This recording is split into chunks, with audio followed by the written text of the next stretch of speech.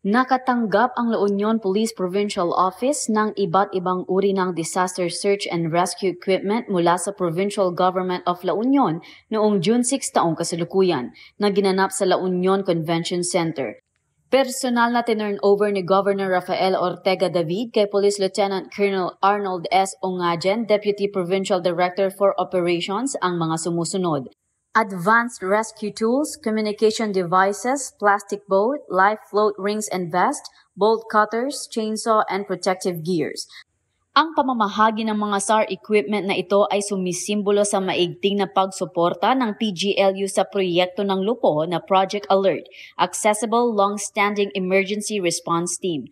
Ang mga equipment na ito ay karagdagang kagamitan sa mga operasyon ng mga kapulisan sa pagpapatupad ng batas at pagtataguyod ng kaayusan sa kaligtasan ng publiko sa probinsya ng La Union.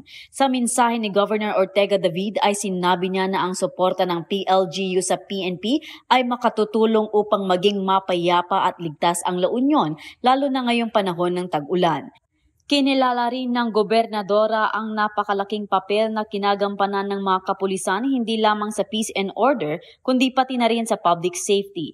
Ipinaabot naman ni Police Colonel Lambert A. Suerte ang kanyang labis na pasasalamat sa PLGU para sa kabutihang loob nito na bigyan ng ganitong suporta at pagtitiwala ang mga kapulisan.